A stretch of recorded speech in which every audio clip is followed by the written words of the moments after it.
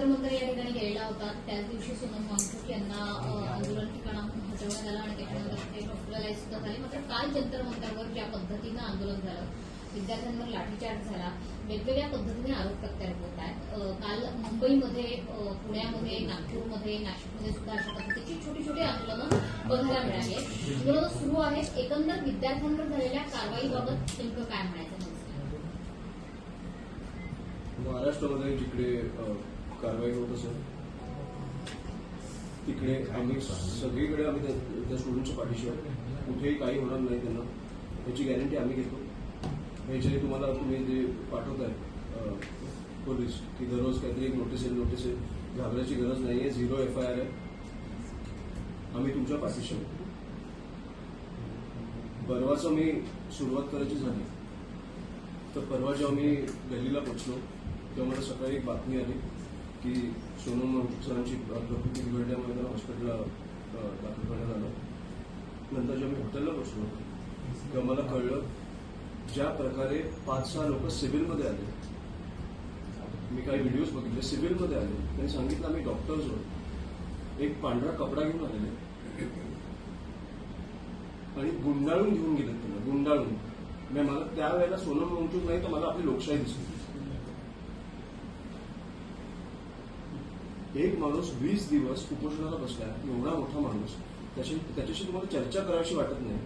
20 दिवस उपोषण झालं, तुम्ही त्याला असं चालताय. केंद्रातलं कोणाची इच्छा नाही झाली की जाऊन त्यांच्याशी एक चर्चा करावी. तो विषय तेव्हाच संपला असता, त्यांनी त्यांचं उपोषण सोडलं असतं. पण कोणाचीच इच्छा नाही झाली की जाऊन भेटावं तरी. ते झाल्यानंतर मी अभिजितला तिकडे भेटलो. मी त्याला विचारलं की सकाळपासून काय झालं. मी त्यांच्याकडे माहिती घेतली आणि मी सोनम वांगचुक सरांची तब्येत विचारली, काय परिस्थिती काय तिकडे. आणि मी तेव्हा निघालो.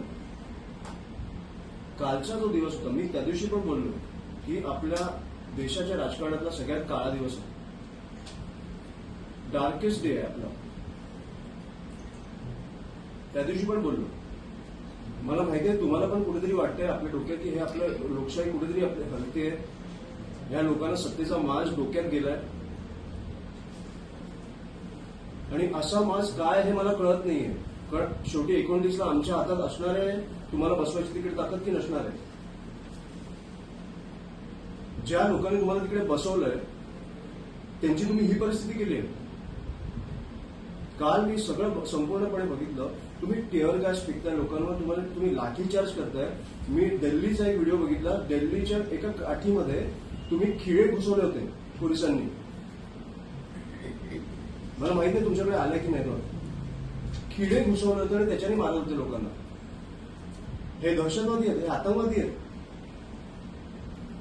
नीटच्या पेपर लीकमुळे 20 मुलं-मुलींनी आत्महत्या केली आहे. त्याच्यासाठी हे सगळं चालू आहे. त्याला तुम्ही खिळे घुसवून लोकांना मारताय.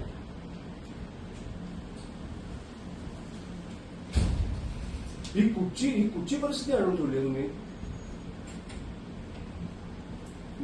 मुलींवर पोलीस हात उचलतायत, काठ्या उचलतायत. तुम्ही भाजपचे पोलीस आहात की तुम्ही राज्याचे पोलीस आहात.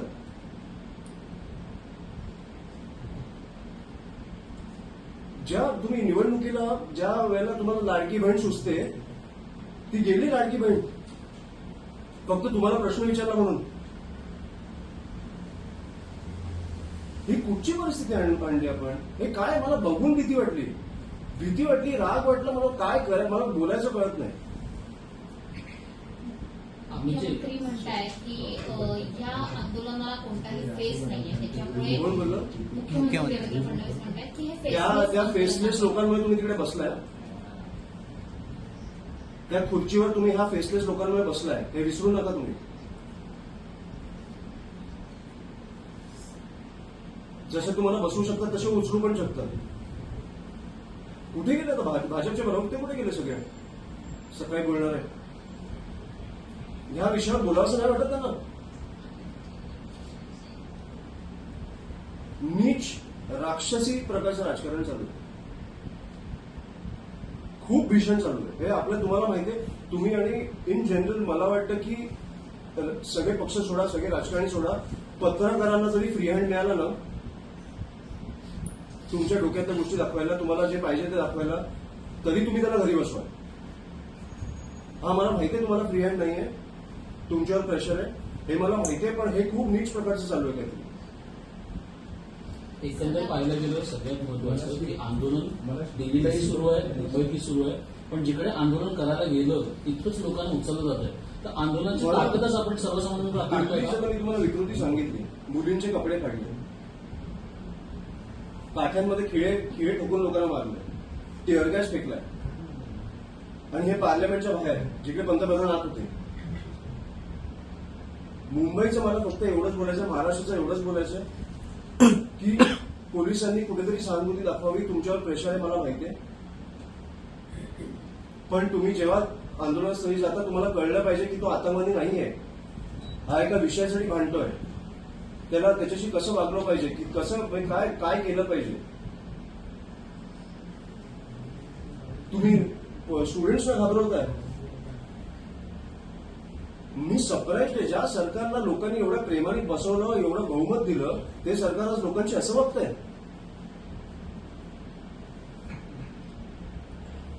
हे अख्ख्या देशभर पेटणार, हे शांत बसणार नाहीत लोक.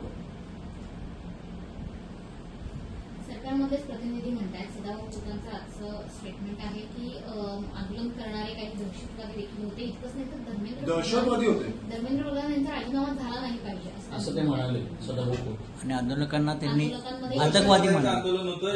इंडी आघाडीच्या सहकार्याने दहशतवाद्यांचं आंदोलन इंडिया होतं असं आघाडी वाटतं. देखील दहशतवाद्यांना सपोर्ट करते अशा अर्थाचं विधान आहे. हे सगळे दहशतवादी आहेत जे उतरले ते. म्हणजे तुम्ही चुका केल्यावर तुम्हाला प्रश्न विचारणारे सगळे दहशतवादी आहेत. मला हेच कळत नाही. पुरावे नाही, आम्हाला पुरावे पाहिजे. दहशतवादी तर आमच्या आजूबाजूला टेररिस्ट चालतात, आम्हाला पुरावे पाहिजे. मुख्यमंत्री आज मला पुरावे पाहिजेत. आता ह्याच्या पुढे तुम्ही क्वेश्चन चेंज ना करू, मला पुरावे पाहिजेत. त्या माणसात जो माणूस बोललाय ना त्याच्याकडनं मला पुरावे पाहिजे की हा माणूस दहशतवादी आहे. दहशतवादाचे पुरावे तर आपल्याकडे असणार ना, तुम्ही त्यांना एवढं लेबल करताय. मला पुरावे पाहिजे.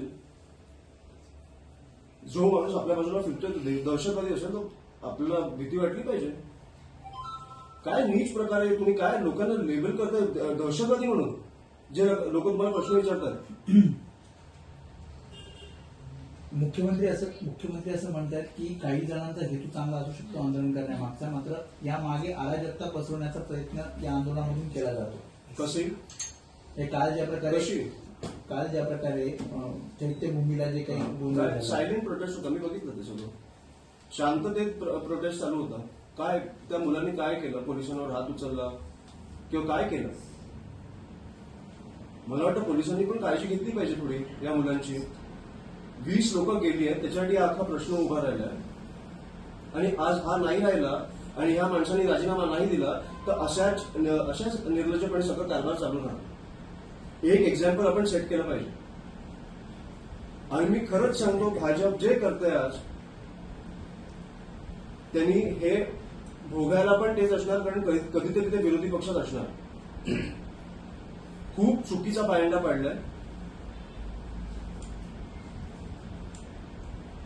सर गेल्या 11 वर्षात आपण इतक्या काळात आता मला 3 वर्षात काय परिस्थिती असेल मला माहित नाही. हे काहीतरी क्रिएट करतील, पण माझ्यापेक्षा एवढंच म्हणणं आहे की भरकटू नका. हे विषय लक्षात ठेवा. ते 4 वर्ष तुमची मारतात आणि 1 वर्ष तुमच्या प्रेमात असतात. खरे दहशतवादी ही सरकार आहे. आणि हे आता देशभर पेटणार, एवढंच मी तुम्हाला सांगतो. धन्यवाद.